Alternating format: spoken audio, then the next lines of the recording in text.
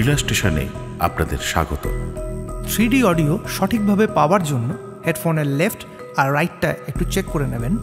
যেমন আমি এখন আপনার বাঁ দিক থেকে বলছি, আর এই এখন আমি আপনার ডান দিক থেকে বলছি।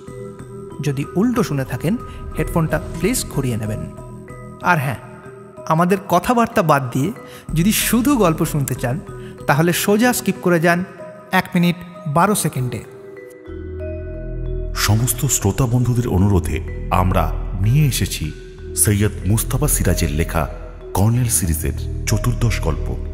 এই উদ্যোগে আমাদের পাশে থাকার জন্য থ্রিলার স্টেশনের তরফ থেকে লেখকের পরিবারবর্গকে জানাই আমাদের আন্তরিক ধন্যবাদ। আমাদের আজকের গল্পগুলি নেওয়া হয়েছে দেশ পাবলিশিং প্রকাশিত কিশোর কর্নেল সমগ্র থেকে। আজকে আপনাদের জন্য থাকছে কর্নেলের তিনটি গল্প। এই কর্নেল ট্রিলজি এক্সপেরিমেন্টটা আপনাদের কেমন লাগলো অবশ্যই আমাদের কমেন্ট করে জানাবেন। শুরু হচ্ছে আজকের কর্নেল ট্রিলজি।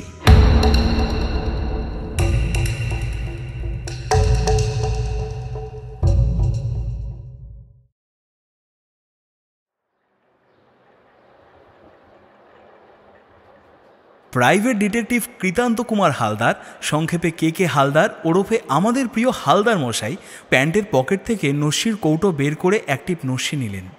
তারপর বললেন,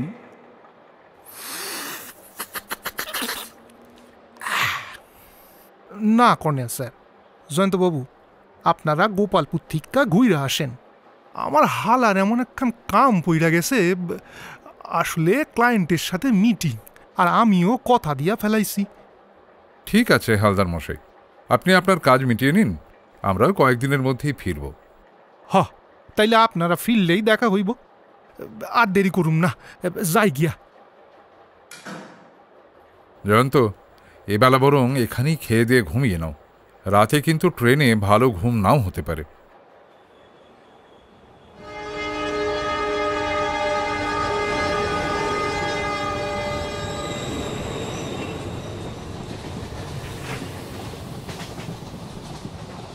হরিচরণ এবং হরদয়ালের সঙ্গে আলাপ হয়েছিল মাদ্রাজ মেলের ফার্স্ট ক্লাস কম্পার্টমেন্টে।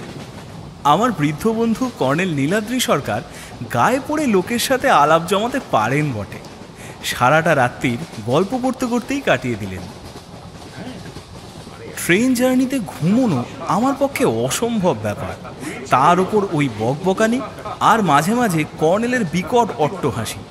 কেন হাসছেন, গল্পটাই বা কি, ওপরের বাড়তে শুয়ে একটুও ঠাউর হচ্ছিল না আমার। তবে তার চেয়েও বিকট হাসি হরদয়াল নামে ধুতি পাঞ্জাবি পরা লোকটি। হ্যাঁ, বিকটই বলছি, কারণ নাদুস নদুস গড়নের মধ্যবয়সী এবং প্রচণ্ড গুঁফো কোনো লোকের কণ্ঠস্বর যে এমন মেয়েলি আর ভুতুরে হতে পারে কোশমিনকালেও শুনিনি।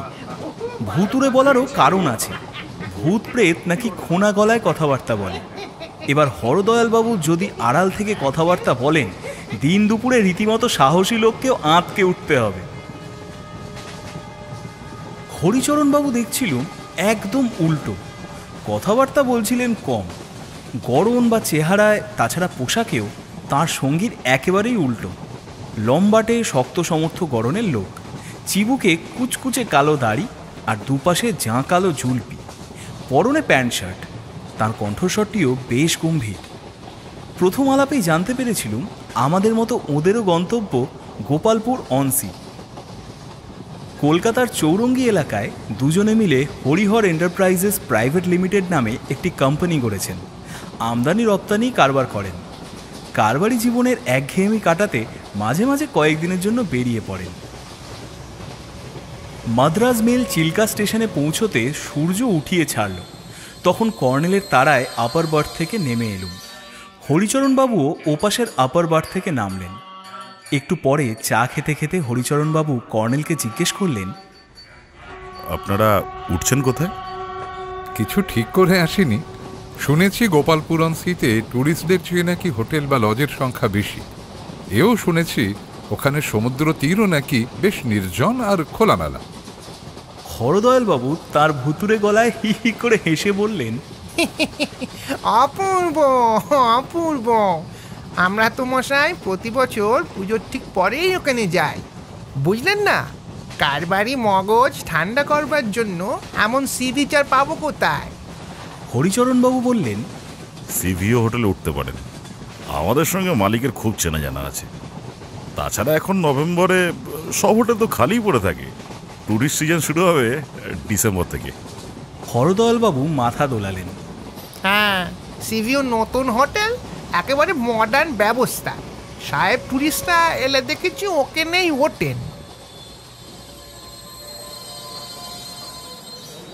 বহরমপুর স্টেশনে পৌঁছতে 8টা বেজে গেল। ট্রেন বেশ খানিকটা লেট করেছে। 4 জনে মিলে একটা প্রাইভেট কার ভাড়া করে গোপালপুর অনসিতে পৌঁছতে মাত্র 8 ঘন্টা লাগলো। মাইল 35 দূরত্ব। সি ভিউ হোটেলটি ভীষণ সুন্দর। ম্যানেজার ভদ্রলোক অত্যন্ত অমায়িক, আর হরদয়ালবাবুর সঙ্গে ওর ভালো রকম চেনা জানা। হোটেলের 4 তলাতেই একটি সুইট পেয়ে গেলুম আমরা। দক্ষিণ পূর্ব কোণের সুইটটির নাম্বার 4। তারই উল্টো দিকে উত্তর পূর্ব কোণের 3 নম্বর সুইটটি হরিচরণবাবুর সুপারিশেই আমাদের ভাগ্যে জুটল। এক মন্ত্রীমশাই নাকি হঠাৎ এসে পড়ার আভাস পাওয়া গেছে, তাই ম্যানেজার একটু ইতস্তত করছিলেন। শেষে হরিচরণবাবু রফা করে দিলেন, যদি সত্যি মন্ত্রীমশাই এসে পড়েন আমরা অন্য একটি সুইটে চলে যাব। হোটেল তো এখন প্রায় ফাঁকাই। 4 তলার মোট 12টা সুইটের মধ্যে গোটা 5 সুইট মাত্র ভর্তি আছে। 4 তলার 4 নম্বর সুইটটি হরিচরণ হরদয়ালের কলকাতা থেকেই বুক করা ছিল। 2 বন্ধু মিলে সেটিতে ঢুকলেন। 3 নম্বরে ঢুকলাম আমরা। ব্যালকানিতে গিয়ে অভ্যাস মতো কর্নেল চোখে বায়নোকুলার রেখে সম্ভবত সামুদ্রিক পাখপাখালি খুঁজতে থাকলেন। আমি দেখতে থাকলুম সমুদ্র। সমুদ্রের বুকে প্রকাণ্ড সব কালো কালো পাথর মাথা তুলে আছে। সেই সব পাথরের সঙ্গে সমুদ্র যেন খেলা করছে। মাঝে মাঝে সেগুলোর ওপর এসে আছড়ে পড়ছে, ডুবিয়ে দিচ্ছে, আবার সরে যাচ্ছে। কর্নেলের মতোই হা হা করে সমুদ্র হেসে উঠছে, আর ফেনাগুলো যেন কর্নেলেরই সাদা দাড়ি।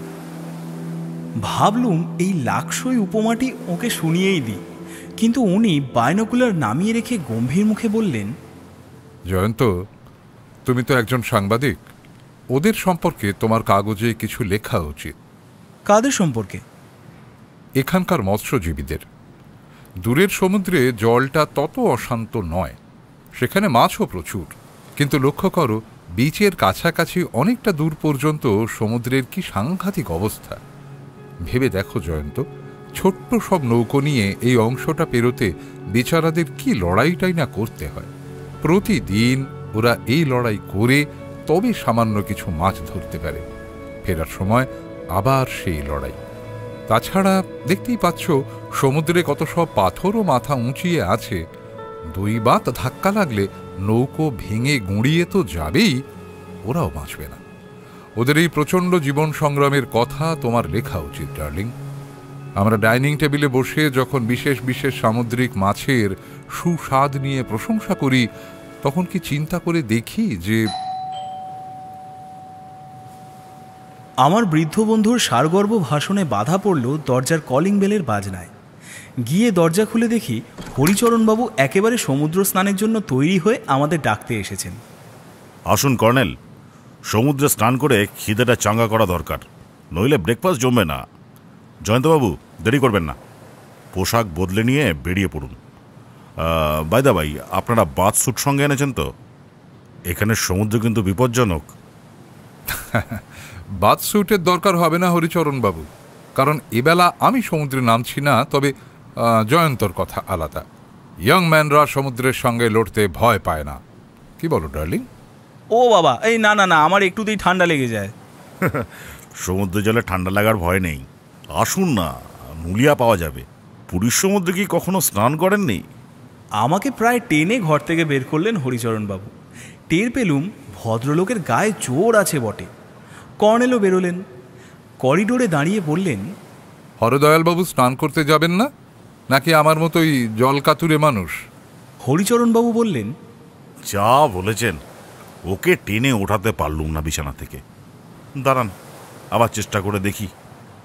উল্টো দিকে 4 নম্বর সুইটের দরজাটা ফাঁক করে উনি ডাকলেন, হর, ও হর, স্নান নাই বা করলে অন্তত বিচে বসে আমাদের স্নান করা দেখবে।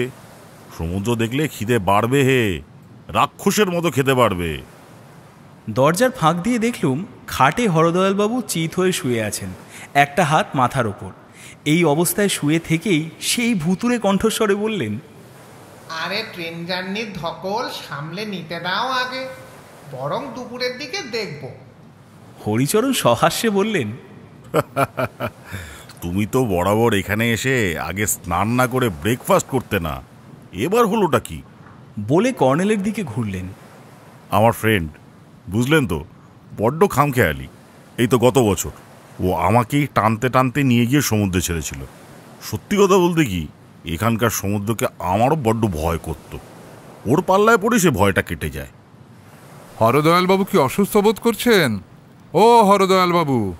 হরদয়াল সেই একই রকম মেয়েলি এবং খোনা গলায় জবাব দিলেন, আরে না না, আপনারা যান না, আমি দুপুরে স্নান করবো খন। হরিচরণ রাগ করে দরজাটা সশব্দে বন্ধ করে দিলেন। তারপর বললেন, ছেড়ে দিন, ও বরাবর এই রকমই একগুয়ে। হোটেল থেকে বেরিয়ে সি বিচে নামতে নামতে কর্নেল বললেন, হরদয়ালবাবু টনসিলের গন্ডগোল আছে। কাল রাত্রে সেই নিয়ে আলোচনা করছিলুম। উনি বললেন 2 বার অপারেশন করিয়েও কিছু হয়নি। আসল গন্ডগোল থাইরয়েড গ্ল্যান্ডে। ডাক্তারদের মতে ওই গ্ল্যান্ডে অপারেশন না করলে গলার স্বর বদলাবে না। তাছাড়া বডিটাও ক্রমশ আরও মোটা হয়ে যাবে। কিন্তু সার্জারিতে হরর বড্ড আতঙ্ক। 2 বার যে টনসিল অপারেশন করিয়েছিল সে একরকম আমারই চেষ্টায়। বড্ড জেদিও। সমুদ্রের বীচ ভাটার সময়ও তেমন কিছু চওড়া নয়, খানিকটা ঢালু। আমাকে টানাটানি করেও হরিচরণ সমুদ্রে নামাতে পারলেন না। কর্নেল বিচে বসে বাইনোকুলারের লাইট হাউস এবং অন্য কিছু দেখতে থাকলেন। হরিচরণ ভালো সাঁতারু নিঃসন্দেহে। দেখলাম একদল কাচ্চা বাচ্চা ওর সঙ্গে পাল্লা দিয়ে সাঁতার কাটতে থাকল। ছোট্ট ছেলেমেয়েগুলো এখানকার মৎস্যজীবী বস্তির। এখন থেকেই ওরা এমনি করে সমুদ্রের সঙ্গে লড়াই শুরু করে, ভবিষ্যতের বড় লড়াইয়ের জন্য তৈরি হয়। কর্নেল ঠিকই বলেছেন, এদের কথা দৈনিক সত্যসেবক পত্রিকায় আমার লেখা উচিত। কিছুক্ষণ পরে কর্নেল সবে উঠে দাঁড়িয়েছেন, বিচের ওপর দিকের বালিয়াড়ি থেকে প্রায় আছাড় খেতে খেতে নেমে এলেন সি ভিউ হোটেলের সেই ম্যানেজার ভদ্রলোক। তারপর হাঁপাতে হাঁপাতে বললেন, সর্বনাশ হয়েছে স্যার, হরদয়ালবাবু খুন হয়েছেন। বলে সাঁতারু হরিচরণের উদ্দেশ্যে হিস্টেরিয়াগ্রস্ত রোগীর মতো হাত ছোড়াছুড়ি ও লম্ফঝম্প করে ডাকাডাকি করতে থাকলেন। কর্নেল তৎক্ষণাৎ হন্তদন্ত হয়ে বালিয়াড়ির দিকে এগিয়ে গেলেন। বালিয়াড়ি দিয়ে ওঠার সময় তার টুপি খসে পড়ল। প্রশস্ত টাকটি ঝকঝক করে উঠল, কিন্তু টুপির দিকে মনই দিলেন না। অদৃশ্য হয়ে গেলেন বালিয়াড়ির ওধারে। এতক্ষণে আমার ঘিলু চাঙ্গা হল এবং আমিও দৌড়ে চললুম। বালিয়াড়ির খাঁজ থেকে কর্নেলের টুপিটি কুড়িয়ে নিয়ে গেল। হরদয়ালবাবুর মাথার পেছনে গুলি করা হয়েছিল। হোটেলের পরিচারক গোবিন্দরাম আমরা বেরিয়ে আসার আন্দাজ মিনিট 15 পরে জিজ্ঞেস করতে যায় যে ব্রেকফাস্টে কি কি খাবেন বাবুরা। দরজায় তালা দেওয়া ছিল না। প্রথমে সে কলিং বেলের বোতাম টেপে, তারপর সাড়া না পেয়ে কয়েক মিনিট অপেক্ষা করে। সে হরিচরণকে বেরোতে দেখেছিল, কাজেই সে জানত যে হরদয়ালবাবু ভেতরেই আছেন। বাথরুমে আছেন ভেবেই সে অপেক্ষা করছিল। শেষে অধৈর্য হয়ে দরজা খোলে এবং হরদয়ালবাবুকে চিত হয়ে শুয়ে থাকতে দেখে। বাবুর কোনো সাড়া শব্দ না পেয়ে তার সন্দেহ হয়। তখন সে ওর দিকে ঝুঁকে কপালে হাত রাখে। কপাল ভীষণ ঠান্ডা ছিল। তারপর তার চোখে পড়ে বালিশের ওপর রক্তের ছোপ। মাথার পেছন দিকটা থেকে সামান্য একটু রক্ত গড়িয়ে এসে বালিশের ছোপ ফেলেছিল। পুলিশ এসে যথারীতি মৃতদেহ বহরমপুর শহরের মর্গে নিয়ে গেল। সবাইকে তন্ন তন্ন জেরা করে বিবৃতিও লিখে নিয়ে গেল। হরিচরণ বন্ধুর শোকে কাঁদতে কাঁদতে পুলিশের গাড়িতে বহরমপুর চলে গেলেন। সেখান থেকে ট্রাঙ্ক কল করে হরদয়ালের আত্মীয় স্বজনকে খবর দেবেন। হরিচরণের মুখেই আমরা জানতে পেরেছিলাম হরদয়ালের অ্যাটাচি কেসে প্রচুর টাকা ছিল এবং সেটা উধাও হয়ে গেছে। পুলিশের গাড়িতে উনি চলে যাওয়ার পর আমাদের সুইটে ফিরে কর্নেলকে বললুম, আপনার সঙ্গে আর কোথাও যাচ্ছি না, যেখানে আপনি সেখানেই খুন খারাপি। ব্যাপারটা কি বলুন তো? ব্যাপার তত কিছু গুরুতর নয়। গুরুতর নয়? কি বলছেন? যে হোটেলে এভাবে খুনে চোর ডাকাত ঢোকে সেই হোটেলে আমার আর একটুও থাকতে ইচ্ছে করছে না। 11:30 বাজে, ব্রেকফাস্ট খাওয়া হয়নি। চলো দেখি ক্যান্টিনে একটু সকাল সকাল লাঞ্চ পাওয়া যায় কিনা।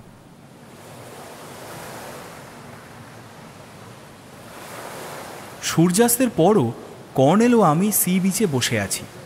সেই সময় পিছনের বালিয়াড়িতে কয়েকটি ছায়ামূর্তি ভেসে উঠল। ডান দিকে বিচের মাথায় কতকগুলো পাথরের ভাঙাচোরা বাড়ি, খুব পুরনো আমলের বাড়ি। ছায়ামূর্তিগুলো বালিয়াড়ি থেকে সোজা না নেমে সেই ভাঙা বাড়িগুলোর ভেতর ঢুকে পড়ল। অমনি ভয় পেয়ে চাপা স্বরে বললুম, কর্নেল, নির্ঘাত চোর ডাকাতের দল। আমরা তো ব্যবসায়ী নই, টাকা কড়িওয়ালাও নই, চোর ডাকাত লোক চিনি ডার্লিং। তাহলে ওরা কারা? যারাই হোক, আমাদের ভয় পাওয়ার কিছু নেই।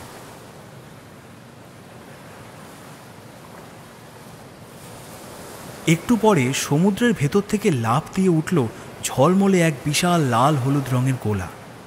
ওটা যে চাঁদ বুঝতে সময় লাগলো। তারপর পিছন থেকে কে গম্ভীর স্বরে বলে উঠল, কর্নেল সাহেব নাকি? কর্নেল ঘুরে বললেন, হরিচরণ বাবু, আসুন আসুন। কখন ফিরলেন বহরমপুর থেকে? এই মাত্র। বলে হরিচরণ এসে আমাদের পাশে বসলেন। কয়েক মিনিট চুপচাপ থাকার পর ফোঁস ফোঁস করে নাক ঝেড়ে ভাঙা গলায় বললেন, আপনি কি বলবেন বলছিলেন, তাই চলে যাওয়ার আগে একবার দেখা করতে এলুম। এইবার কর্নেলের কথায় ভীষণ চমকে গেলাম। উনি বললেন, আচ্ছা হরিচরণ বাবু, আপনি কি প্রেতাত্মা বিশ্বাস করেন? কেন বলুন তো? আমি অনেক দিন যাবৎ তন্ত্র সাধনা করছি। প্রেতাত্মাদের সঙ্গে আমার যোগাযোগ আছে। আপনার বন্ধু হরদয়াল বাবুর আত্মার সঙ্গে যদি আপনি বাক্যালাপ করতে চান, করতে পারেন। ডাকবো তাকে? এই কথা বলতেই ডেকেছিলেন কি?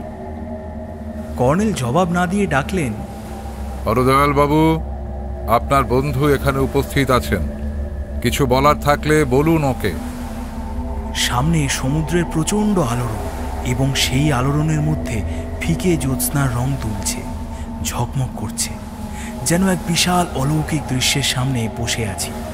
আর সেই অলৌকিকতাকেও তুচ্ছ করে দিয়ে ভেসে এলো হরদয়াল বাবুর ভুতুড়ে কণ্ঠস্বর। কি হরি, এখনো কি করছো এখানে? শিগগির কলকাতা চলে যাও। আমার তো ছেলেপুলে নেই, এখন তোমারই সব। হরিহর এন্টারপ্রাইজের একছত্র মালিক হতে অসুবিধাও নেই। হরিচরণ উঠে দাঁড়িয়ে বললেন, এই চালাকের অর্থ কি? কথাটা উনি বললেন কর্নেলকে, কিন্তু জবাব এলো হরদয়ালের প্রেতাত্মার কাছ থেকে। চালাকি তুমিও কম জানো না হরি। ওকে পালাচ্ছ কেন? আরে শোনো শোনো।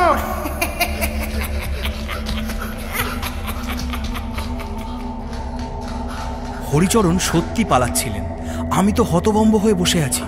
হঠাৎ ডান দিকে সেই ভাঙা পাথুরে বাড়িগুলোর থেকে এক ঝাঁক টর্চের আলো এসে পড়ল এবং একদল ছায়ামূর্তি ঘিরে ধরল হরিচরণকে। তখন বুঝতে পারলুম সেই ছায়ামূর্তিগুলো আসলে পুলিশ, হরিচরণকে গ্রেফতার করছে। কি ডার্লিং, বোবা হয়ে গেলে যে? কিচ্ছু মাথায় ঢুকছে না। স্রেফ ভেন্ট্রিলোকুইজম। আমি এই স্বর জাদু বিদ্যাটি সম্প্রতি শিখেছি। যাই হোক, হরদয়ালের মাথার পিছনে সাইলেন্সার লাগানো পিস্তল দিয়ে গুলি করে মেরে হরিচরণ ওকে বিছানায় শুইয়ে রেখেছিল। আমরা ওদের সুইটের দরজার ফাঁক দিয়ে ওকে দেখেছিলাম ঠিকই, তখন আসলে উনি মৃত। কিন্তু এই হরিচরণ ভেন্ট্রিলোকুইজমে খুব পাকা। বিশেষ করে হরদয়াল বাবুর টনসিলের ত্রুটি থাকায় হরিচরণের সুবিধে হয়েছিল। আমাদের সাক্ষী রাখতে চেয়েছিল যে হোটেল থেকে বিচে আসার সময় আমরা হরদয়ালকে জীবিত দেখেছি, কারণ ওর কথাবার্তা শুনেছি। সবকিছু আমি না দেরিতে বুঝি। ঝটপট বললুম, ও বুঝেছি বুঝেছি, এবার বুঝেছি। এখনো সবটা বোঝোনি। গত রাত্রে ট্রেনে হরদয়াল বাবুর সঙ্গে কথাবার্তার সময় জানতে পেরেছিলাম হরিচরণ এক সময় ম্যাজিশিয়ান ছিল, আর আজ সকালে সমুদ্র স্নানে সে এসেছিল পিস্তলটা সমুদ্রে ফেলতে। যাই হোক, চলো এবার যত তাড়াতাড়ি সম্ভব বাড়ি ফেরার ব্যবস্থা করতে হবে।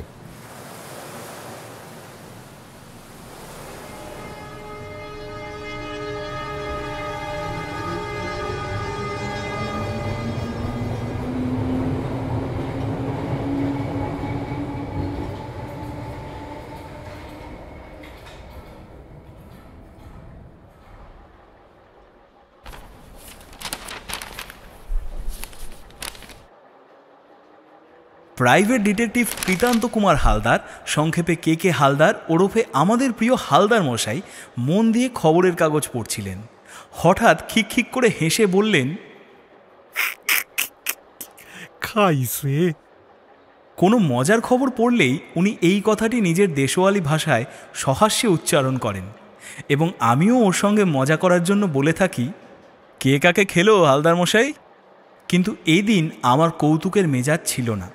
সল্টলেক থেকে আসার পথে ইস্টার্ন বাইপাসে একটা পাজির পাঝাড়া ট্রাক আমার ঝকঝকে গাড়িটার গা ঘষে দিয়ে গেছে। বেশ কিছু টাকা খরচের ধাক্কা, তাই হালদার মশাইয়ের দিকে মন ছিল না। হালদার মশাই প্যান্টের পকেট থেকে নস্যির কৌটো বের করে একটি নস্যি নিলেন, তারপর বললেন,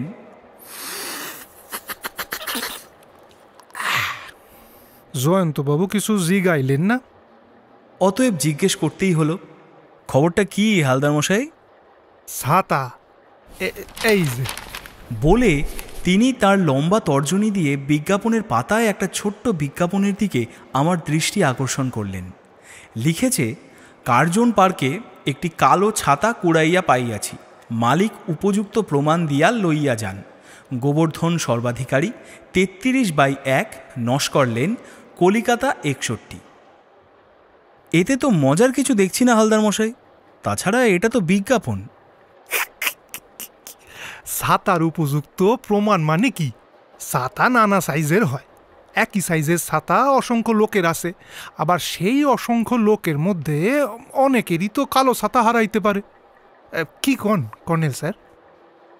কর্নেল নীলাদ্রি সরকার চুরুট কামড়ে কয়েকটা পোস্টকার্ড সাইজের ছবি নাড়াচাড়া করছিলেন। ওর এই জাদুঘর সদৃশ্য ড্রয়িং রুমে ঢোকার সময় দেখে নিয়েছি ছবিগুলো রং বেরঙের প্রজাপতির।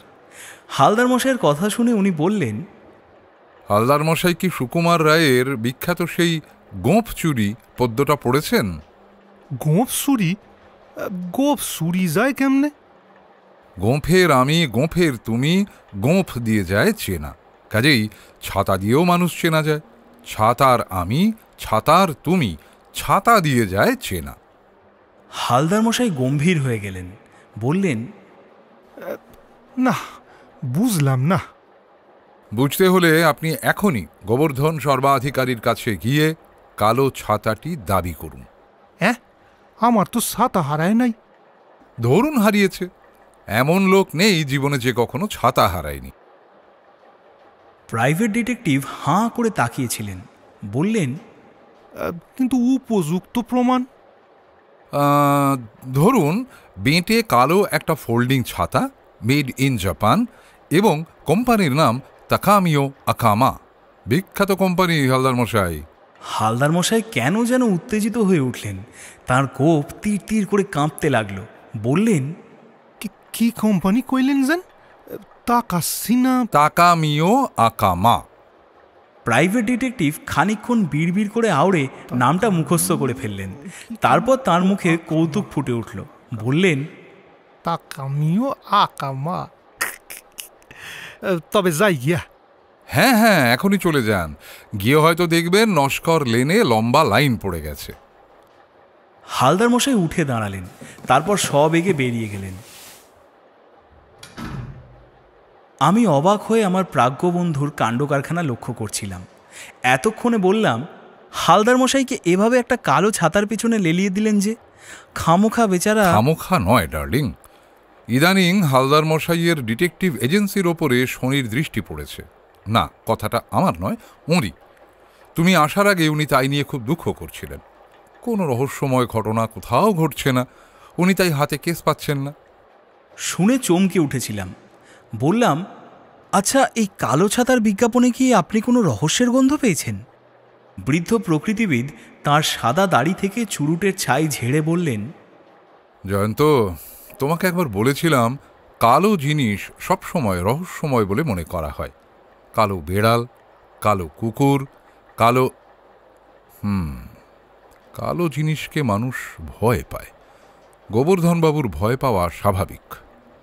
এই সময় ভেতরের ঘরের পর্দা তুলে ষষ্ঠীচরণ বলল, আর কফি খাবেন নাকি বাবা মশাই? হ্যাঁ, খাবো। বলে উনি ইজি চেয়ারে হেলান দিয়ে অভ্যাস মতো চোখ পুছলেন।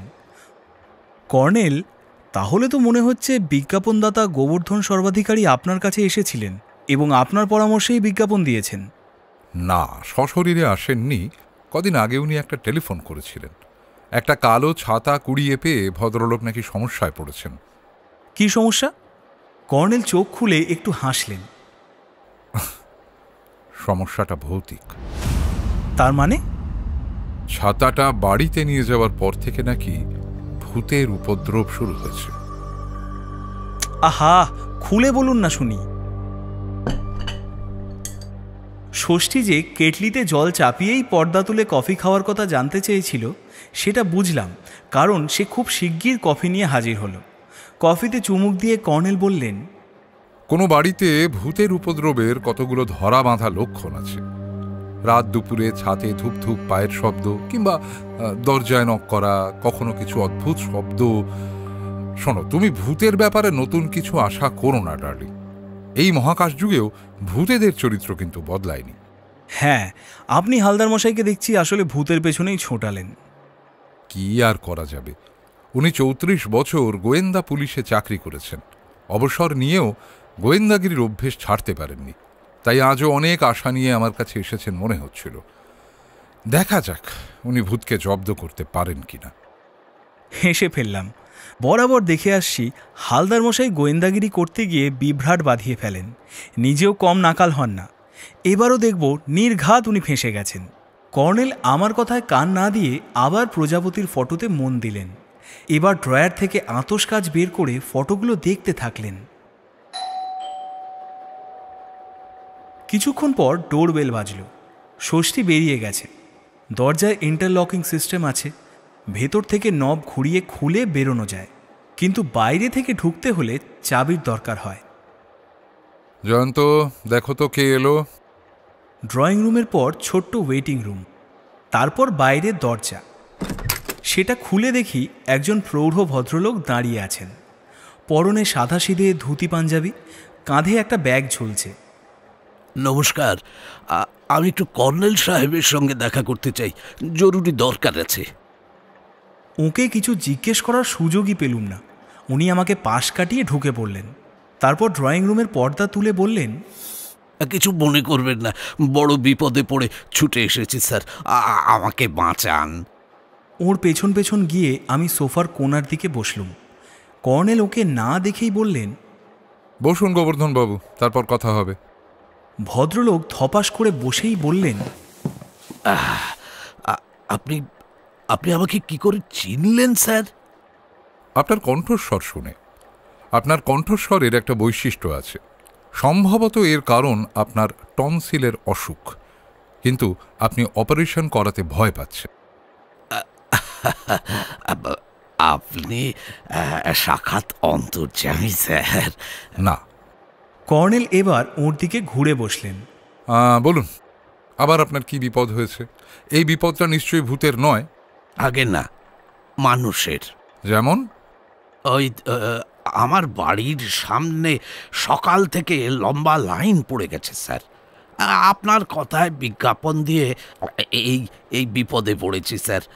কিভাবে এত লোকের সঙ্গে কথা বলবো বলুন তো? একে তো আমার টনসিলের ব্যথা, তাই পেছনের দরজা দিয়ে বেরিয়ে তালা এঁটে চলে এসেছি। হ্যাঁ, এতক্ষণে হয়তো ওরা হুলস্থুল বাঁধিয়েছে। আজকাল লোকেদের মতিগতি তো জানেন স্যার, ওই একটুতেই ভাঙচুর শুরু করে দেয়। ছাতাটা তো আপনি নিয়েই এসেছেন দেখতে পাচ্ছি।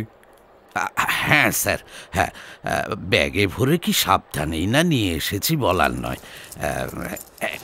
এই নিন। বলে গোবর্ধন সর্বাধিকারী ব্যাগ থেকে একটা ছোট্ট কালো ফোল্ডিং ছাতা বের করে কর্নেলকে দিলেন। কর্নেল ছাতাটা টেবিলে রেখে বললেন, বেশ, এবার আপনি কয়েকটা দিন গা ঢাকা দিন। আগে গা ঢাকা দিন। যদি প্রাণে বাঁচতে চান অন্যত্র আত্মীয় স্বজন বা বন্ধু বান্ধবের বাড়িতে গিয়ে থাকুন, বাইরে বেরোবেন না কিন্তু। হ্যাঁ, দেরি নয়, এখনই, কুইক। হ্যাঁ, আসি তাহলে। গোবর্ধন সর্বাধিকারী হতবাক হয়ে ঘর থেকে বেরিয়ে গেলেন। আমিও তেমনই হতবাক হয়ে কর্নেলের দিকে তাকালাম। কর্নেল এবার ছাতাটা খুলে উল্টে পাল্টে খুঁটিয়ে পরীক্ষা করতে ব্যস্ত হলেন। ভেতরটা আতশ কাচ দিয়ে দেখে নিলেন। তারপর ওটা গুটিয়ে ভাঁজ করে বললেন, গোবর্ধনবাবুর মতো এই ছাতাটারও টনসিলের অসুখ আছে বলে মনে হচ্ছে। ছাতার আবার টনসিল থাকে নাকি? কর্নেল গম্ভীর মুখে বললেন, ছাতা খুললে শিকগুলো বাঁটের ওপর দিকে উঠে আটকে গিয়ে সেখান থেকে চারপাশে ছড়িয়ে পড়ে। তার ওপরের অংশটাকে টনসিল বললে মহাভারত অশুদ্ধ হয় না জয়ন্ত। তাকামি ও আকামা কোম্পানির এই ছাতা টনসিল যে অসুস্থ, তার কারণ ওটা বেজায় মোটা, ঠান্ডা লেগে ফুলে গেছে যেন। কিছু জিজ্ঞেস করলে আবার হেঁয়ালি শুনতে হবে, তাই চুপ করে গেলাম।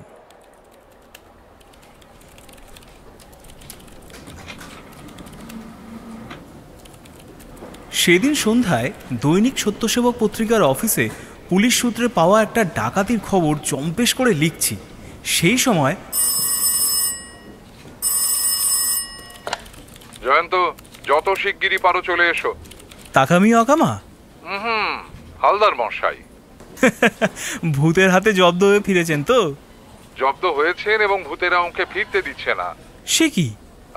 ফোনে সব কথা বলা যাবে না, চলে এসো কুইক। খবরটা দ্রুত লিখে চিফ রিপোর্টারের কাছে জমা দিয়ে বেরিয়ে পড়লাম। সারা রাস্তায় যেখানে সেখানে যানজট। কর্নেলের বাড়ি পৌঁছতে 7:30 বেজে গেল। ড্রয়িং রুমে ঢুকে দেখি কর্নেল তৈরি হয়েই আছেন। আগে এক পেয়ালা কফি খাও, নার্ভ চাঙ্গা করো, তারপর বেরোবো। ষষ্ঠী। আরে আগে হালদার মশাইয়ের কথাটা বলুন।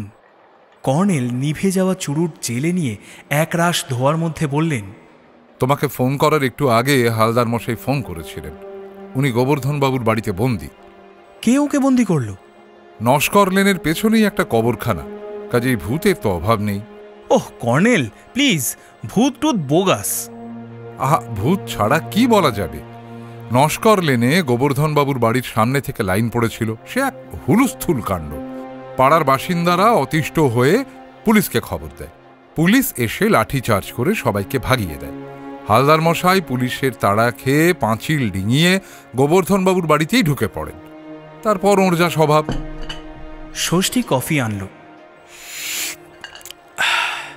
তারপর গোবর্ধনবাবু পেছনের দরজা দিয়ে পালানোর সময় বেডরুমের তালা দিতে সম্ভবত ভুলে গিয়েছিলেন, কারণ দরজায় তালা আটকানো ছিল না।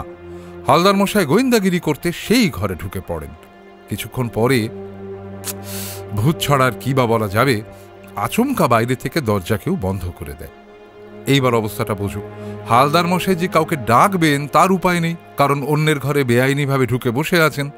জানলাগুলোও বন্ধ, সুইচ টিপে আলো জ্বলেনি। উনি সিগারেট খান না যে সঙ্গে দেশলাই বা লাইটার থাকবে।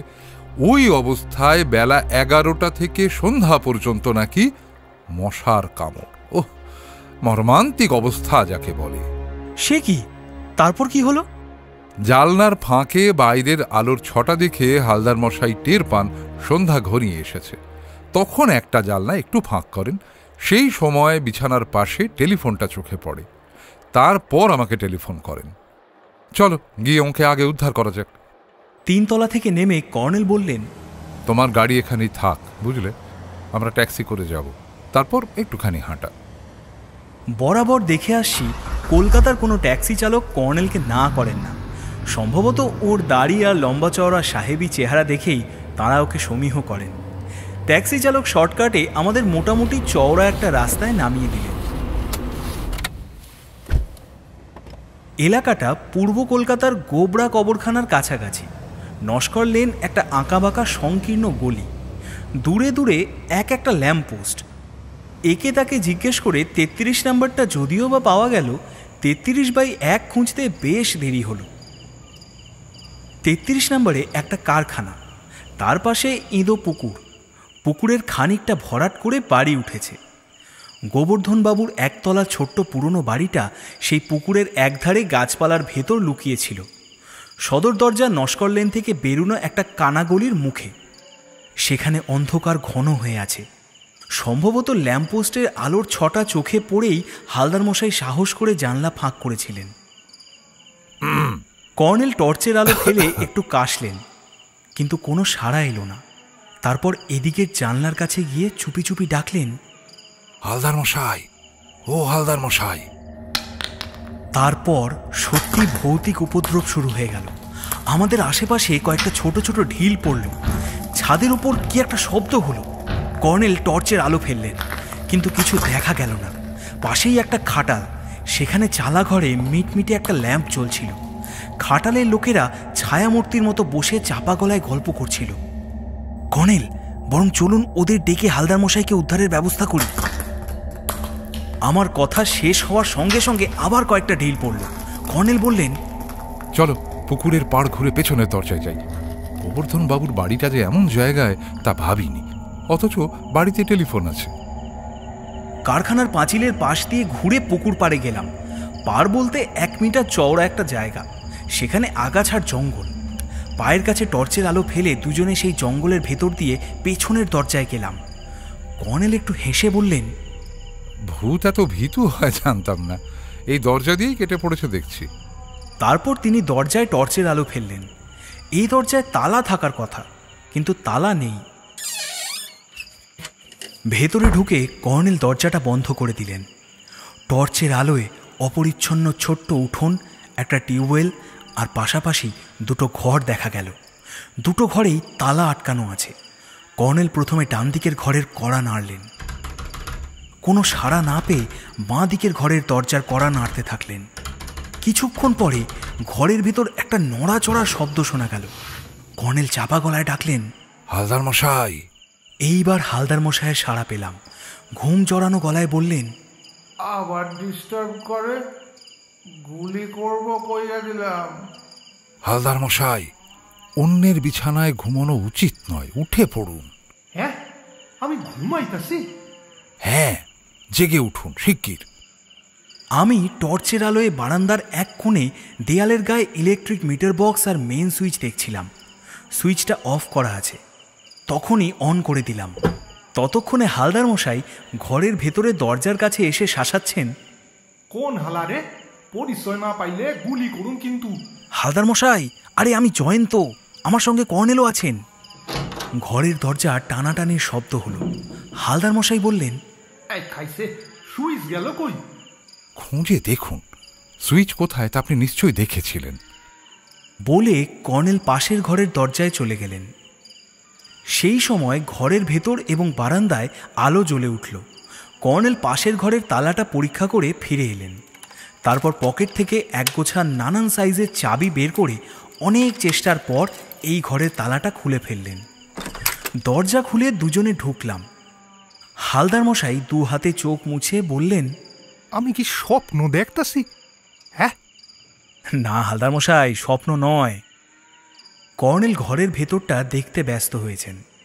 হালদার মশাই, ওহ বড্ড মশা। এই বলে বেরিয়ে বারান্দায় গেলেন। দেখলাম উনি মশার কামড় থেকে বাঁচতে মশারি মুড়ি দিয়ে শুয়েছিলেন। অন্ধকারে মশারি খুঁজে পেলেও তা খাটাতে পারেননি। ঘরে একটা খাটে সাদাসিধে বিছানা, একটা কাঠের আলমারি, 2টো চেয়ার আর একটা ছোট্ট টেবিল। দেওয়ালের তাকে খানকতক পুরনো ধর্মগ্রন্থ, ওষুধের শিশি, এই সব নানা জিনিস। কর্নেল বিছানার পাশে টুলে রাখা টেলিফোন রিসিভার তুলেই বললেন, ডেড। বোঝা যাচ্ছে আমরা আসার পরই টেলিফোনের তার ছেঁড়া হয়েছে। খুব চালাক ভূত। জয়ন্ত, বাইরে গিয়ে লক্ষ্য রাখো। হালদার মশাইকে বলো দরকার হলে ভূতকে ভয় দেখানোর জন্য উনি যেন ওর ফায়ার আর্মস রেডি রাখেন, কিন্তু না, গুলি ছোঁড়া চলবে না। বেরিয়ে গিয়ে হালদার মশাইকে কথাটা বলতেই উনি পকেট থেকে খুদে আগ্নেয়াস্ত্র বের করে বললেন, হ্যাঁ, আই এম অলওয়েজ রেডি। একটু পরে কর্নেল বেরিয়ে এসে দরজা বন্ধ করে সেই মাস্টার কির সাহায্যে আগের মতো তালাটা এঁটে দিলেন। তারপর আমাদের দাঁড়িয়ে থাকতে বলে পাশের ঘরের তালা খুললেন এবং ভেতরে ঢুকে গেলেন। আর ঢিল পড়ল না, ছাদেও কোনো শব্দ শোনা গেল না। মিনিট 2-3 পরে কর্নেল পাশের ঘর থেকে বেরুলেন এবং দরজাটা বন্ধ করে তালাটা দিব্যি আগের মতো এঁটে দিলেন। তারপর বললেন, আর নয়, এবার কেটে পড়া যাক। কিন্তু অবাক কাণ্ড, বাড়ির পেছনের দরজা কখন যেন কে বাইরে দিয়ে আটকে দিয়ে গেছে। হালদার মশাই পাঁচিল টপকে ওধারে গিয়ে চাপা হুঙ্কার দিয়ে একটা কিছু করলেন এবং দরজাটা খুলে গেল। পুরানো কড়া, একটাতেই ব্রেকডাউন। কুইক, ভূতের মুখে খবর পেয়ে যে কোনো সময় পুলিশ এসে পড়তে পারে। পুলিশ অনধিকার প্রবেশের দায় আমাদের অ্যারেস্ট করলে একটু ঝামেলা হবে। আমরা পুকুর পাড়ের ভেতর দিয়ে কারখানার পাঁচিলের কাছে গিয়ে আবার নস্কর লেনে পৌঁছলাম।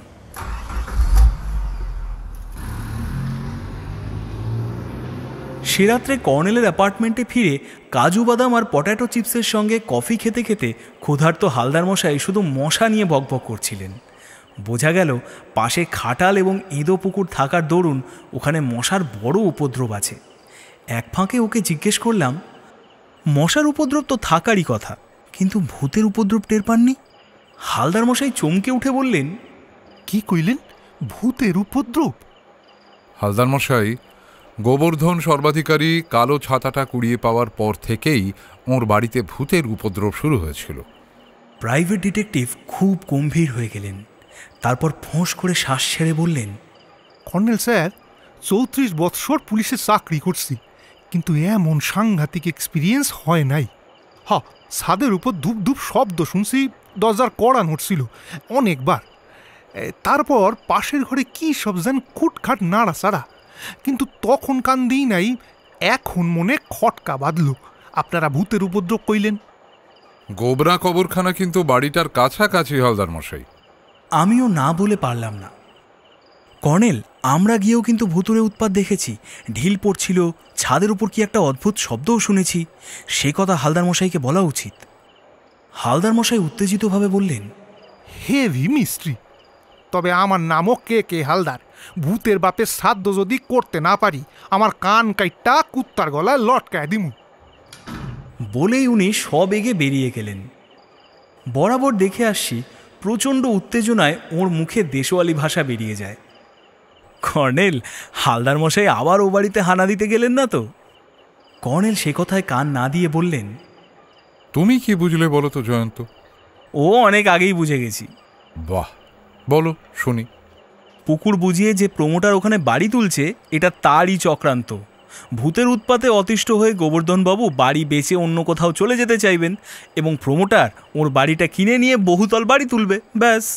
কিন্তু তাকামিও আকামা কোম্পানির তৈরি ছাতার সঙ্গে এর কি সম্পর্ক? হঠাৎ ভূতের উৎপাতের সঙ্গে ওই কালো ছাতাটা তো জড়িয়েই গেছে। গোবর্ধনবাবু ওটা কুড়িয়ে পাওয়ার পর থেকে ভূতের উৎপাত শুরু হয়েছে। প্রমোটারের লোক কার্জন পার্কে গোবর্ধনবাবু চোখে পড়ার জায়গায় ছাতাটা ফেলে রেখেছিল। গোবর্ধনবাবু কার্জন পার্কে ঘাসের ওপরে বসেছিলেন, হঠাৎ পাশেই ওই ছাতাটা পড়ে থাকতে দেখেছিলেন বটে। ঘড়ি দেখে বললাম, আচ্ছা কর্নেল, এবার আমি উঠি, 11টা বাজলো। এত রাতে সল্টলেকে একা ফিরবে জয়ন্ত? ইস্টার্ন বাইপাসে তোমার গাড়ির ভেতরে ভূত ঢুকে গেলেই বিপদ। নস্কর লেন থেকে বাইপাস বেশি দূরেও নয়। হ্যাঁ, এমনও হতে পারে নস্কর লেন থেকে আমাদের ফলো করে এসে ভূত তোমার গাড়ির তলায় ঘাপটি মেরে বসে আছে। ধুর, ভূত টুত বোগাস। টুত আরো সাংঘাতিক ডার্লিং। কাজেই আমার বাড়িতেই রাতটা কাটিয়ে যাও। ষষ্ঠী, আমরা এবার খেতে যাচ্ছি। কর্নেলের অ্যাপার্টমেন্টে রাত কাটানো নতুন কিছু নয়, তবে আমি বিছানা থেকে দেরি করে উঠি। এই দিন ঘুম ভাঙল 7:45। তাও ষষ্ঠী না ডাকলে আরও কিছুক্ষণ বিছানায় পড়ে থাকতাম।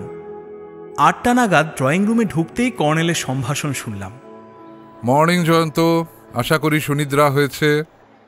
Morning colonel. আচ্ছা, আপনার দেখছি সত্যি পেছনে একটা চোখ আছে।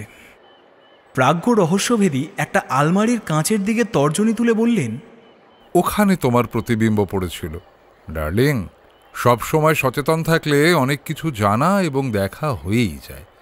তা বসো, হালদার মশাইকে টেলিফোন করে আসতে বলেছি। না, উনি কাল রাতে আর নস্কর লেনে ওত পাততে যাননি, আজ রাতে যেতেন। আমি বললাম আর ওখানে যাওয়ার দরকার হবে না, বরং এখানে চলে আসুন। কি ব্যাপার বলুন তো? 7টায় ছাতের বাগানে ছিলাম, তখন ষষ্ঠী গিয়ে খবর দিল গোবর্ধনবাবু নামে এক ভদ্রলোক টেলিফোন করেছেন, জরুরি দরকার। অগত্যা নেমে এসে কথা বলতে হলো। গোবর্ধনবাবু আমার সঙ্গে দেখা করতে চান, জরুরি দরকার আছে। কিন্তু আপনি তো ওকে গা ঢাকা দিয়ে থাকতে বলেছেন। বলেছি, অথচ উনি দেখা করতে চান। তাই ওকে 9টার মধ্যে আসতে বলেছি। ষষ্ঠী ট্রেতে কফি, দুধ, চিনি, পেয়ালা আর স্ন্যাক্স রেখে গেল। কর্নেল কফি শেষ করে চুরুট ধরালেন, তারপর হঠাৎ উঠে ভেতরে চলে গেলেন। সেই কালো ছাতাটা নিয়ে ফিরে এলেন। ছাতাটা টেবিলে রেখে কর্নেল বললেন, তাকামি ও আকামা কোম্পানির এই ছাতাটার গলায় টনসিলের অসুখ ছিল। কাল দুপুরে অসুখটা সারিয়ে দিয়েছি। ওহ কর্নেল, আবার হেয়ালি করছেন? হ্যাঁ আলি, মোটেই না।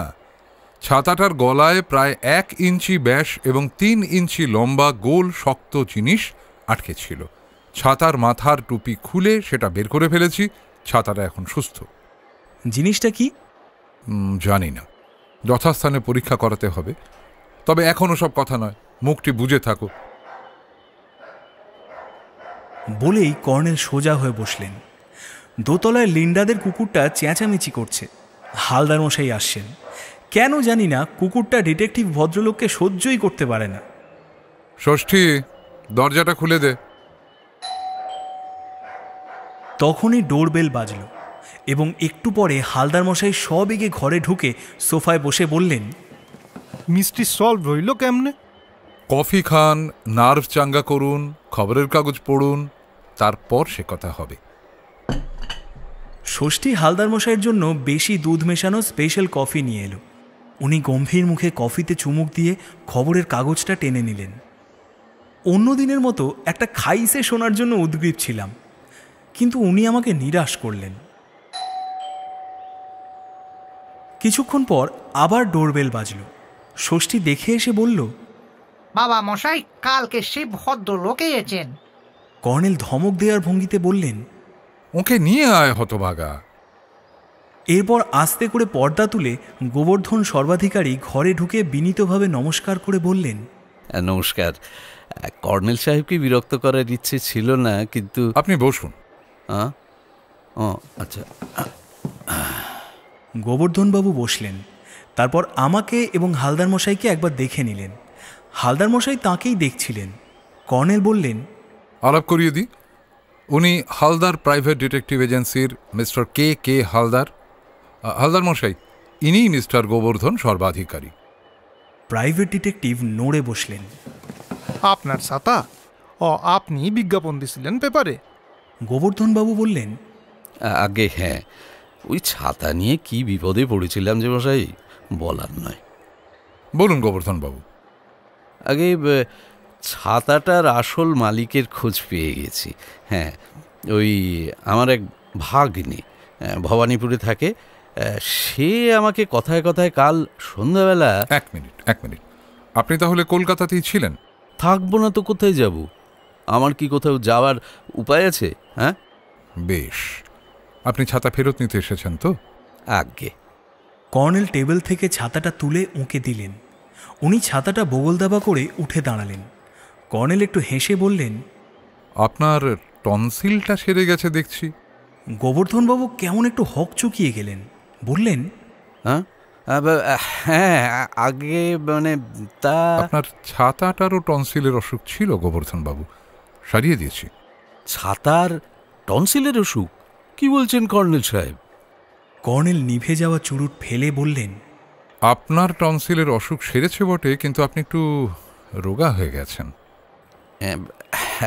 ওই ভয়ে ভয়ে ভয়ে কর্নেল সাহেব, ভয়ে আর দুশ্চিন্তায়।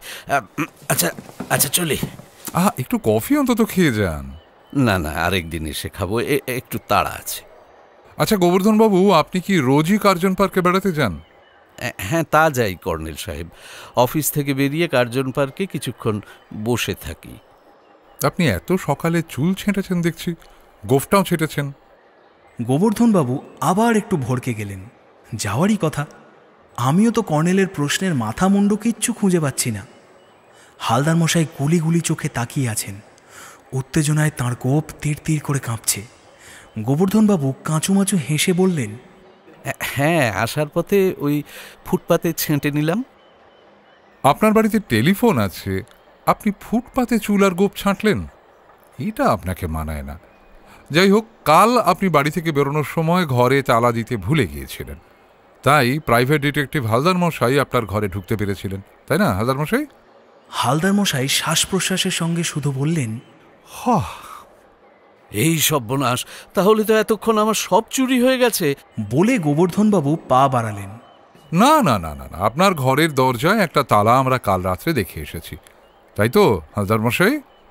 হ, কোন বেটা তালা আটকায় দিছিল, তখন আমি ওনার ঘরে ভরা। ও সে কি মশা, ও বাড়িতে থাকেন কি কইরা বুঝি না। তাকামিও আকামা কোম্পানির ছাতাটা নিয়ে যাচ্ছেন যান, কিন্তু মনে রাখবেন ছাতাটার টনসিলের অসুখ আমি সারিয়ে দিয়েছি। গোবর্ধনবাবু কেমন চোখে তাকিয়ে থাকার পর আবার ঘুরে দরজার দিকে পা বাড়ালেন। কর্নেল এবার খুব গম্ভীর কণ্ঠস্বরে বলে উঠলেন, আপনাকে একটু বসতে হবে জনার্দন বাবু।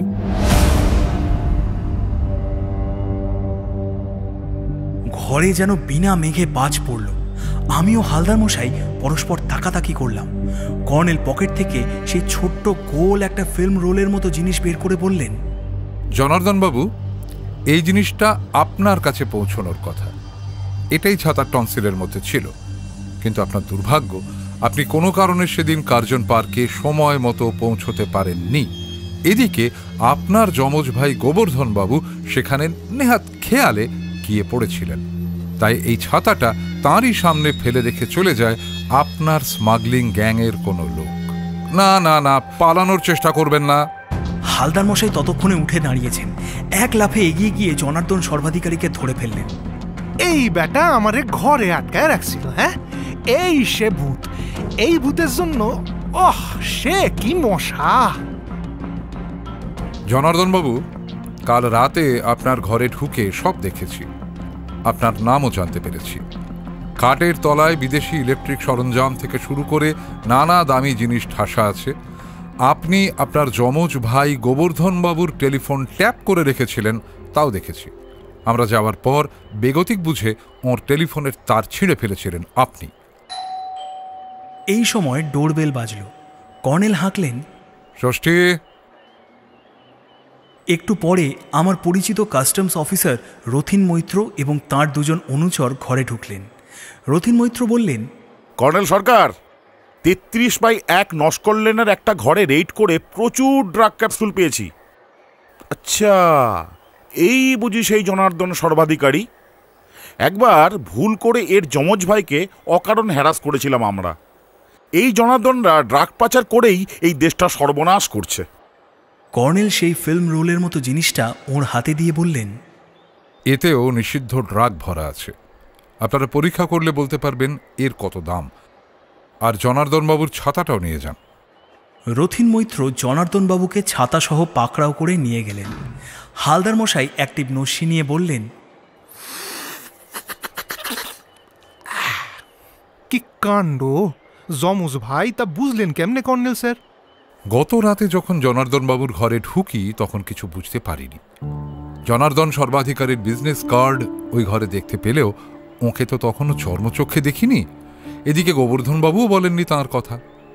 হাজার হলেও সহোদর ভাই, তাই আমার কাছে কথাটা গোপন রাখা স্বাভাবিক। তবে হ্যাঁ, এটা সুস্পষ্ট যে উনি টের পেয়েছিলেন ভূতের উৎপাত কে বাঁধিয়েছে। আসলে উনি ভাইটিকে বাঁচানোর জন্যই শেষ পর্যন্ত ছাতাটা আমার হাতে তুলে দিয়েছিলেন। কিন্তু আজ সকালে যখন ওর ফোন এলো তখন প্রথমে একটু খটকা লাগলো। কণ্ঠস্বর কতকটা এক হলেও টনসিলের রোগীর মতো নয়। তারপর কিছুক্ষণ আগে যখন ষষ্ঠী এসে বলল কালকের সেই ভদ্রলোক এসে দাঁড়িয়ে রয়েছেন, তখন খটকাটা বেড়ে গেল। গোবর্ধন বাবুর তো সোজাই ঘরে ঢুকে পড়া উচিত ছিল। তারপর আমার প্রশ্নগুলো স্মরণ করুন। চুলের ছাঁট, গোঁপ, একটু রোগাটে গড়ন এবং আমার প্রশ্নগুলোর উত্তর থেকে স্পষ্ট বুঝলাম ইনি কখনোই গোবর্ধন বাবু নন। একে যমজ ভাই বলে সাব্যস্ত করতেই হলো। যমজদের বিষয়ে আমি কিছু পড়াশুনো করেছি। দেখতে একই রকম হলেও যমজদের মধ্যে আচরণগত কিছু তফাৎ থাকে। দুজনের আঙুলের ছাপও আলাদা। তার চেয়ে বড় কথা, কাল গোবর্ধন বাবুর সঙ্গে আমার কি কথা হয়েছিল ইনি তা জানেন না। হালদার মশাই খিকখিক করে হেসে উঠলেন। আমি বললাম, এই তো তাহলে সুকুমার রায়ের সেই গোঁপ চুরি পদ্মটার ব্যাপারই হয়ে দাঁড়ালো। ছাতার আমি, ছাতার তুমি, ছাতা দিয়ে যায় চেনা। কিন্তু গোবর্ধন বাবুকে আপনি গা ঢাকা দিতে বলেছিলেন কেন বলুন তো? কর্নেল হাঁকলেন, ষষ্ঠী, আরেক রাউন্ড কফি। আমার সন্দেহ হয়েছিল ছাতার মধ্যে এমন কিছু লুকোনো আছে যার জন্য গোবর্ধনবাবু আরও সাংঘাতিক বিপদে পড়তে পারেন।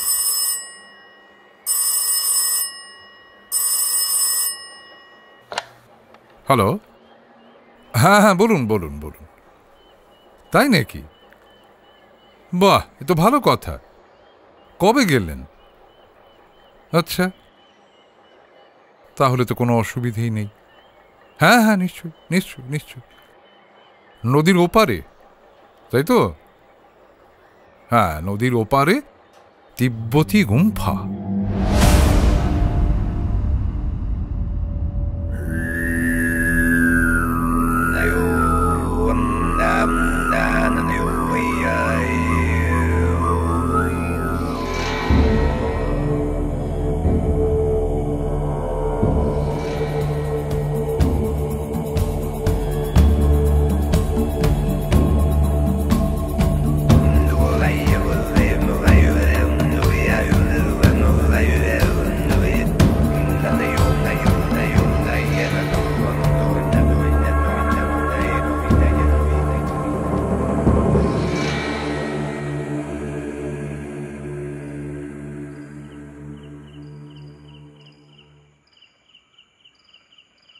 গুম্ফার ভেতরে গা ছমছম করা অন্ধকার, কিছুই দেখা যাচ্ছিল না।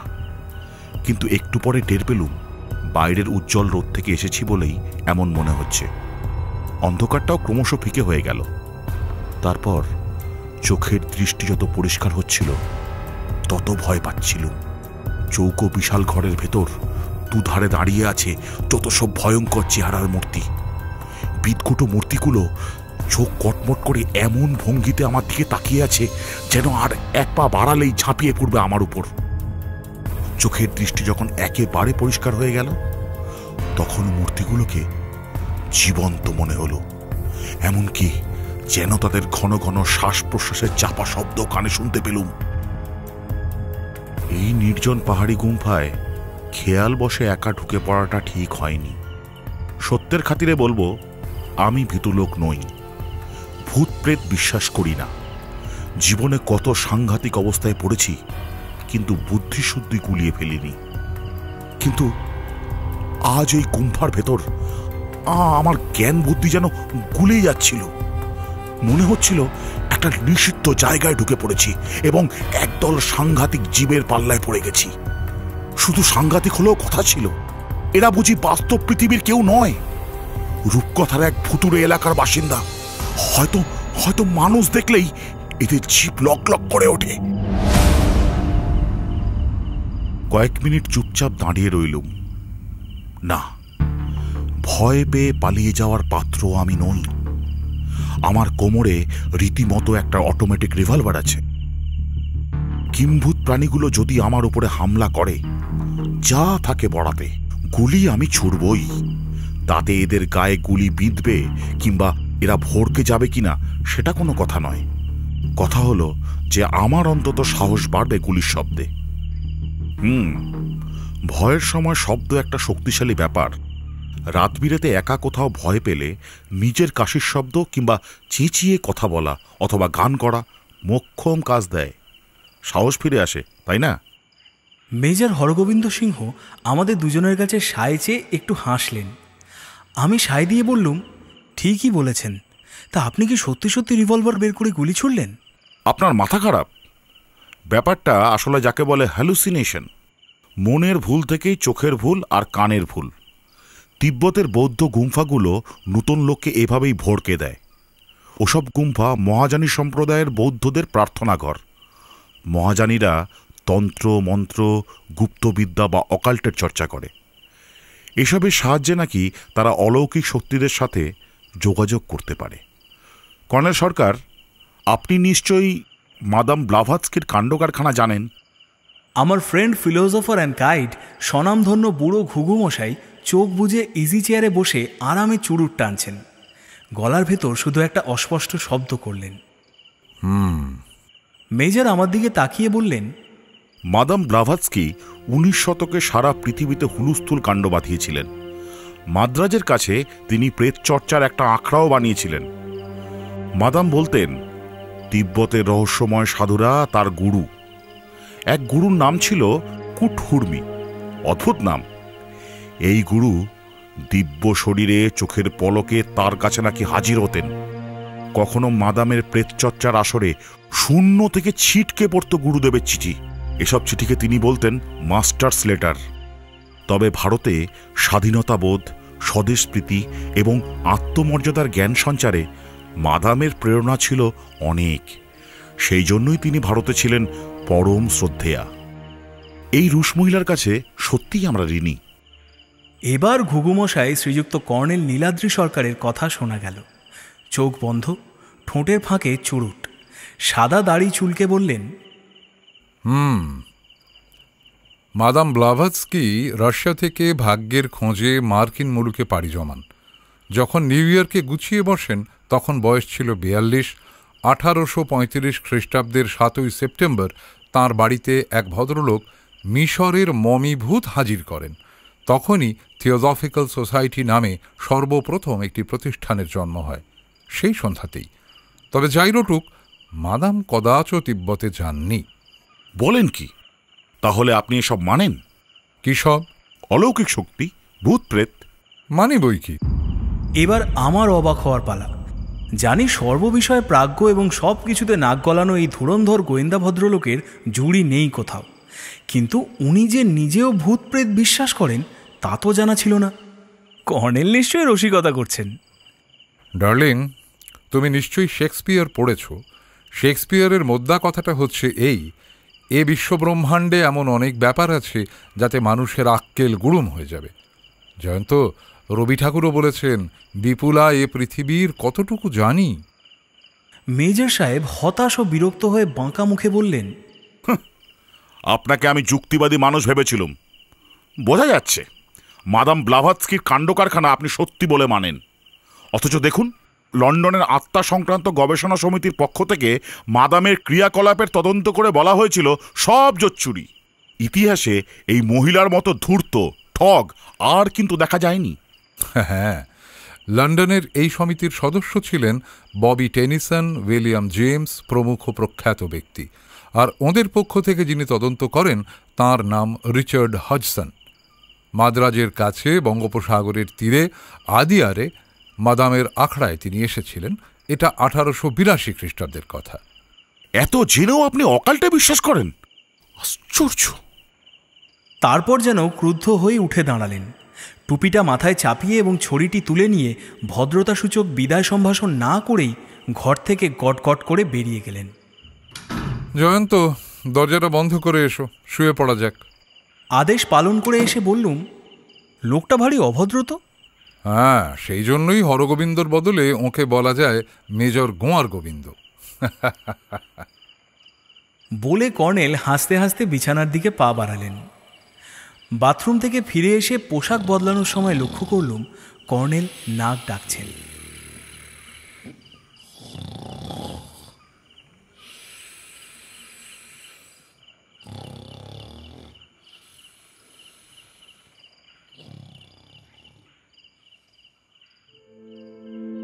গ্যাংটক থেকে প্রায় 100 মাইল দূরে তিব্বত সীমান্তে হিমালয়ের বুকে এই বাংলোটা সড়ক দপ্তরের।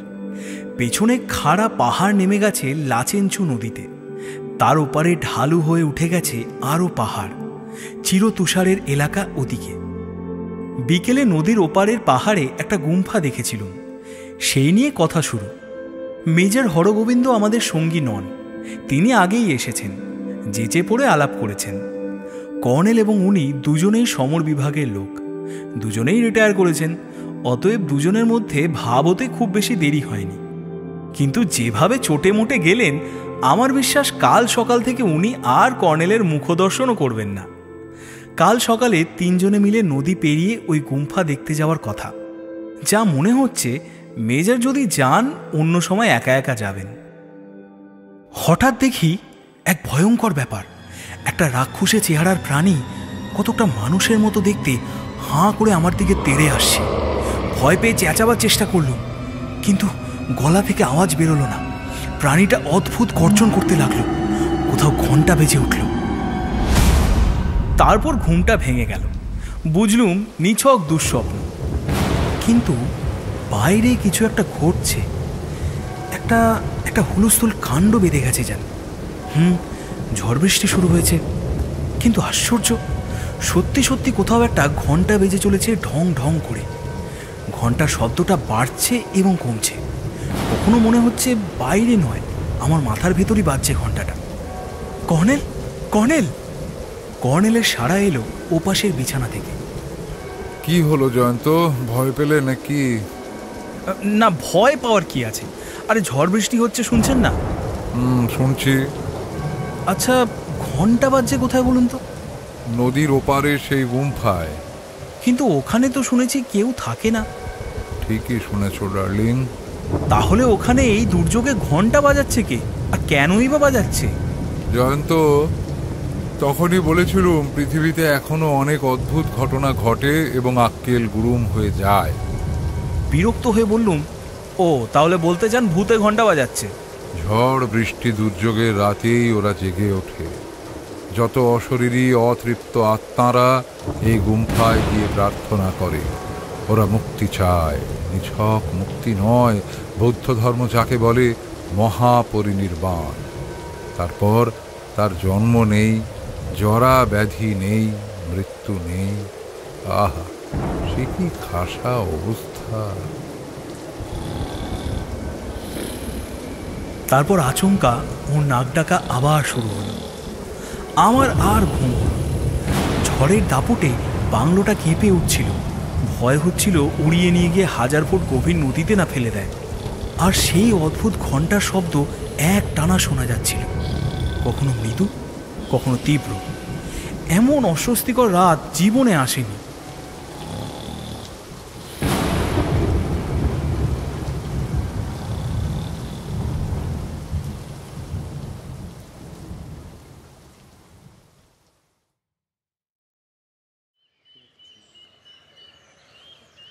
সকালে ঘুম ভেঙে দেখি গোয়েন্দা প্রভুর যথারীতি প্রাতঃভ্রমণে বেরিয়েছেন।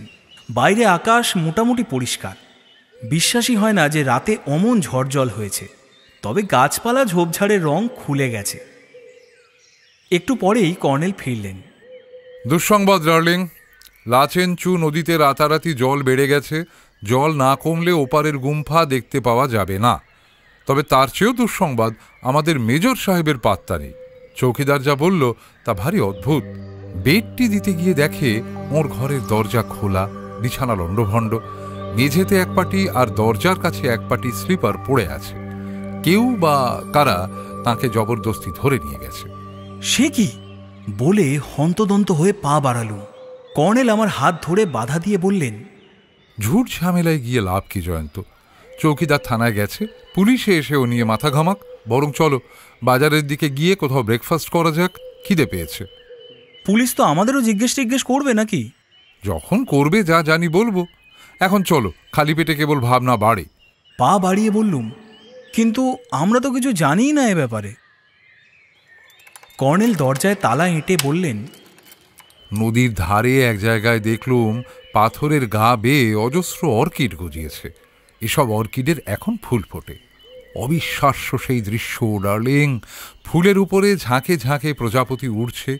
নীল পাখনায় কালো ফুটকিওলা এক জাতের প্রজাপতি দেখলুম। আমার সংগ্রহে এ প্রজাপতি নেই। আঁতকে উঠে বললুম, সর্বনাশ! আমি আপনার পেছন পেছন ছোটাছুটি করে বেড়াতে পারবো না বলে দিচ্ছি।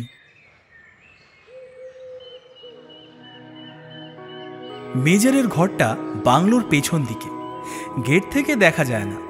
খুব কৌতূহল হচ্ছিল, কিন্তু কর্নেল যেন তা টের পেয়েই আমার কাঁধ ধরে একরকম ঠেলে নিয়ে চললেন। ঘোরালো পথটা ধীরে ধীরে নেমেছে উপত্যকার সমতলে। পিচের রাস্তায় কিছুটা হেঁটে বাজারে পৌঁছলুম। ছোট বাজার, ভিড়ভাট্টা তেমন নেই। একটা চায়ের দোকানে দাঁড়িয়ে দাঁড়িয়ে খেয়ে নিলুম আমরা। তারপর ডাইনে একটা সবুজ ঘাসে ঢাকা মাঠ পেরিয়ে যেখানে পৌঁছলুম, সেখানে অজস্র পাথর এলোমেলো পড়ে আছে, যেন কোনো ঐতিহাসিক প্রাসাদের ধ্বংসাবশেষ। পাথরগুলোর ভেতর দিয়ে সংকীর্ণ পায়ে চলা পথ। নদীর ধারে পৌঁছে কর্নেল এদিক ওদিক দেখে হঠাৎ চাপা গলায় বললেন, বসে পড়ো, বসে পড়ো। একটা পাথরের আড়ালে আমাকে টেনে বসিয়ে দিয়ে উনি গলায় ঝুলন্ত বাইনাকুলারটা চোখে রেখে নদীর ওপারে কিছু দেখতে থাকলেন। জিজ্ঞেস করলুম, ব্যাপারটা কি? কর্নেল মুচকি হেসে বাইনোকুলারটা আমাকে দিলেন।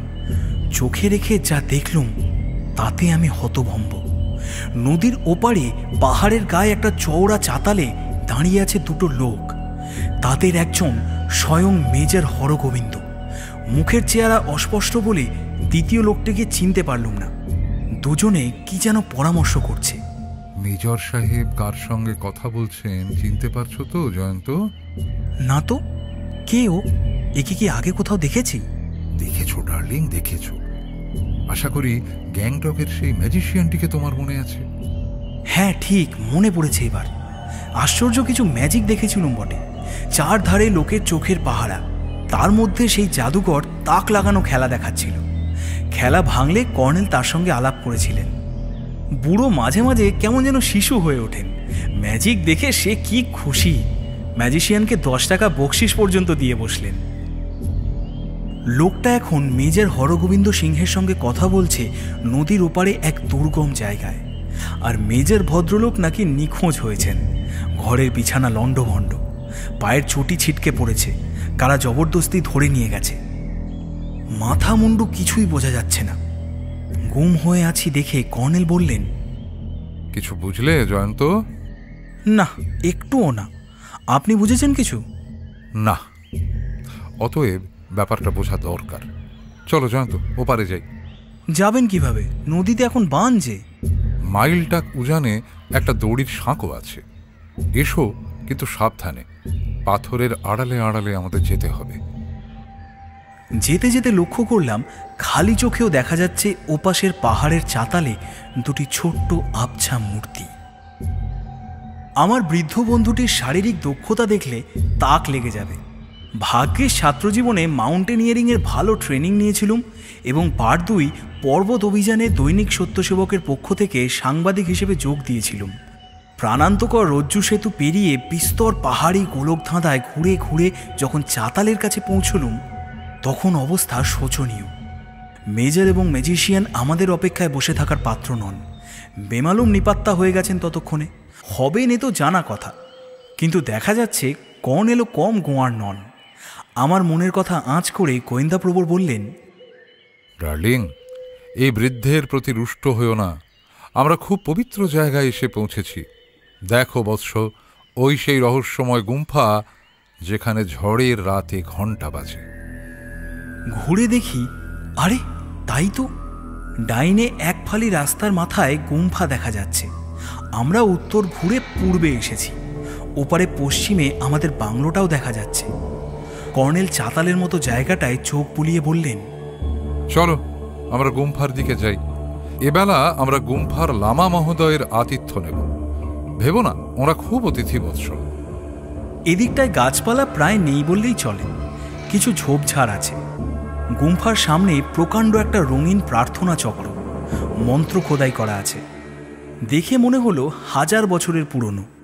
কাঠের বারান্দায় উঠতেই এক প্রৌঢ় লামা হাসি মুখে হিন্দিতে বললেন, आइए आइए, कहाँ से आ रहे हैं आप लोग? আলাপ পরিচয়ের পর ভেতরে নিয়ে গেলেন। চৌকো প্রশস্ত ঘর, সামনে বেদির ওপর বিশাল বুদ্ধ মূর্তি, কিন্তু দুধারে দেওয়াল ঘেঁষে দাঁড় করানো মূর্তিগুলো দেখে চমকে উঠলুম। মেজর সাহেব ঠিক এমনই বর্ণনা দিয়েছিলেন মনে পড়ল। বিকট সব মূর্তি সার বেঁধে দাঁড়িয়ে আছে। ছাদের ওপর দিক থেকে সূর্যের আলো এসে পড়েছে ঘরে, নইলে অন্ধকার জমে থাকত। পাশের একটা ঘরে নিয়ে গেলেন লামা। আমরা মেঝে বসলুম। উনি কাঠের আসনে বসে বললেন, আমি সকালে আসি, সন্ধ্যার আগে চলে যাই।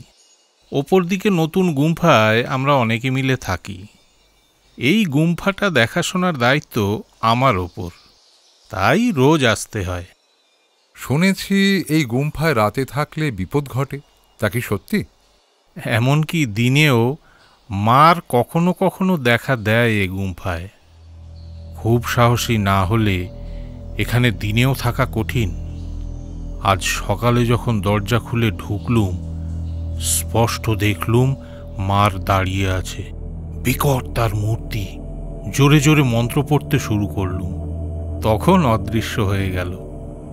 আসলে গুম্ফার ছাদের মাথায় ওই যে দেখলেন সূর্যের আলো ঢোকার ব্যবস্থা, ওটাই মারকে দিনে দুর্বল করে রাখে।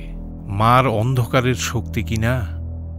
যাকগে, আপনারা ক্ষুধার্ত, আপনাদের সেবার অনুমতি দিন। লামা একটা বেতের ঝুড়ি থেকে চাপাটি, দুধ আর ফল বের করলেন। খিদেও পেয়েছিল প্রচণ্ড। গোগ্রাসে খেলুম। কোণার দিকে ফায়ার প্লেসও রয়েছে, সেখানে আগুনের কুণ্ড জেলে চা তৈরি করলেন লামা। চা খেয়ে ক্লান্তিটা চলে গেল। আমরা প্রার্থনা ঘরটা একবার দেখতে চাই। নিশ্চয়ই, চলুন, আমি এখন ও ঘরেই প্রার্থনায় বসব। প্রার্থনা ঘরে ঢুকেই লামা হঠাৎ চমকে উঠলেন। তারপর কাঁপা কাঁপা গলায় মন্ত্র পড়তে থাকলেন। কর্নেল আমার কানের কাছে ফিসফিস করে বললেন, দেখতে পাচ্ছ জয়ন্ত? সূর্য নিশ্চয়ই পশ্চিমে একটু ঢলেছে। ছাদের সেই জায়গাটা দিয়ে রোদ সোজাসুজি ঢুকছে না, তার ফলে ঘরের ভেতরটা এখন অস্পষ্ট। আবছায়ার মতো কি যেন একটা দাঁড়িয়ে আছে বেদির তলার দিকে, অবিকল মানুষের মতো একটা কালো মূর্তি। দেখা মাত্র আমার হৃৎপিণ্ডে রক্ত চলকে উঠল। যা দেখছি তাকে সত্যি, কারণ মূর্তিটা আসলে মেঝে থেকে 2 ফুট উঁচুতে শূন্যে ভাসছে এবং দুলছে।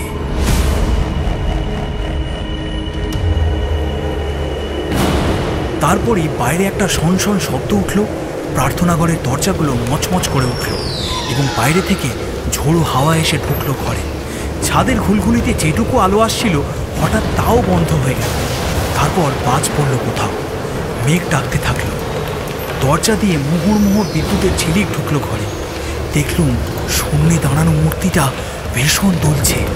তারপর শুরু হয়ে গেল বুক হিম করা সেই ঘণ্টার ধ্বনি, কাল রাতের মতো, কখনো তীব্র কখনো মৃদু। আর তালে তালে রহস্যময় ছায়ামূর্তি তুলতে থাকলো। লামার চিৎকার শুনল। কর্নেল আমার কাঁধ আঁকড়ে বলে উঠলেন, নড়ো না, চুপচাপ দাঁড়িয়ে থাকো। লামাকে ছিটকে বড় দরজা দিয়ে বেরিয়ে যেতে দেখল। সেই সঙ্গে চোখে পড়ল বাইরে তুমুল ঝড় বৃষ্টি চলছে। কাঠের তৈরি প্রাচীন গুম্ফা মচমচ করে কাঁপছে।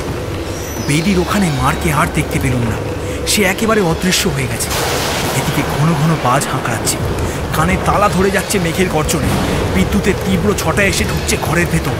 ভয় চোখ বুজে ফেলছি। বিকট মূর্তিগুলো যেন এগিয়ে আসছে আমাদের দিকে।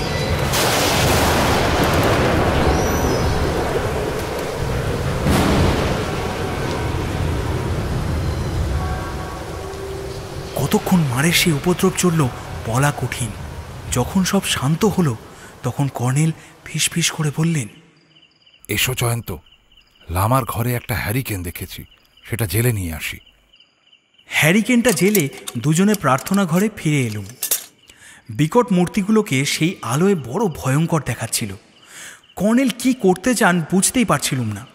বুদ্ধমূর্তির কাছে গিয়ে উনি হঠাৎ অস্ফুট স্বরে বলে উঠলেন, সর্বনাশ, মার বেচারা এখানে পড়ে আছে দেখছি। বেদির নিচে বাঁ দিকে একটা মূর্তির পায়ের কাছে উপুর হয়ে কেউ পড়ে আছে। কর্নেল গুম হয়ে বললেন, বেচারা মারা পড়েছেন জয়ন্ত। তাহলে যাকে দেখে মার ভেবে লামা ভয় পেয়ে পালিয়ে গেলেন এবং আমারও হৃদকম্প হচ্ছিল, তিনি আসলে মেজর সাহেব। কিন্তু আশ্চর্য, ওকে শূন্যে দাঁড়ানো দেখছিলুম কেন? কর্নেল হ্যারিকেন তুলে ছাদের দিকটা দেখছিলেন।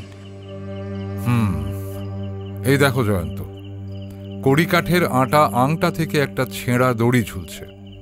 আমরা যখন ওপাশের ঘরে লামার কাছে ছিলাম তখনই ওকে কেউ বা কারা খুন করে দড়ি বেঁধে ঝুলিয়ে দিয়েছিল এখানে। দড়িটা ছিঁড়ে মেজর সাহেবের মড়া পড়ে গেছে। আমরা যাতে ভয় পেয়ে গুম্ফা থেকে পালিয়ে যাই তার জন্য এই কাণ্ড করা হয়েছিল। কর্নেল বিশাল বেদির ওপর উঠে গেলেন। তারপর উত্তেজিতভাবে ডাকলেন, দেখে যাও জয়ন্ত। গিয়ে দেখি বুদ্ধমূর্তির পিঠের দিকটা ভাঙা এবং মূর্তির খোলের মধ্যে কতকালের পুরনো এক গাদা পুঁথি তছনছ অবস্থায় রয়েছে। কেউ বা কারা যেন মরিয়া হয়ে কিছু হাতড়েছে। গুপ্তধন ছিল নাকি? কর্নেল, মেজরকে খুন করে সেই ম্যাজিশিয়ান ব্যাটা গুপ্তধন হাতিয়ে পালিয়েছে, তাছাড়া তো আর কোনো ব্যাখ্যা হয় না। আমার মনে হচ্ছে যে বুটের শব্দ তুলে একদল পুলিশ গুম্ফায় ঢুকল। কর্নেল ভারী গলায় বললেন, আমাদের দুর্ভাগ্য মিস্টার শর্মা, যা ঘটবার ঘটে গেছে।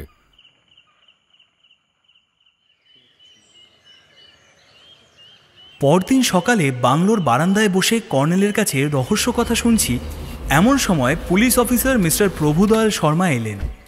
এইমাত্র মর থেকে আসছি।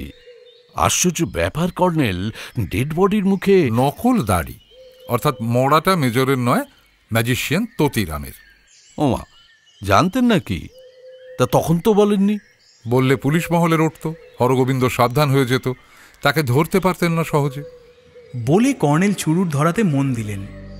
হরগোবিন্দ ধরা পড়েছে গ্যাংটকে। সে মোটেই মিলিটারির লোক নয়, খুব পুরনো দাগি। ততিরামের কাছে তিব্বতী গুপ্তবিদ্যার পুঁথি ছিল একটা, তাতে এই গুম্ফার বুদ্ধমূর্তির ভেতরে একটা পদ্মরাগমণির হদিশ ছিল। ততিরামের একা সাহস হয়নি, তাই হরগোবিন্দের সাহায্য নিয়েছিল। তবে হরগোবিন্দ চালটা চেলেছিল ভালো। তাকে কেউ ধরে নিয়ে গিয়ে খুন করেছে, এই ব্যাপারটা তাকে আত্মগোপনের সময় দিতে অনেকখানি। ভাগ্যিস আপনি টের পেয়েছিলেন। হ্যাঁ, পরশু রাতে ঝড়ের আগে বাইরে পায়ের শব্দ শুনে উঁকি মেরে দেখি মেজর সাহেব এবং ততিরাম বাংলো থেকে নেমে যাচ্ছে। বারান্দার আলো পড়েছিল লনে, তা না হলে কিছু টের পেতুম না। বললুম, কিন্তু ঝড়ের সময় ঘন্টা কোথায় বাজছিল? ডার্লিং, গুম্ফার ছাতে ঝুলন্ত ঘণ্টাটা ঝড়ের ধাক্কায় দোলে।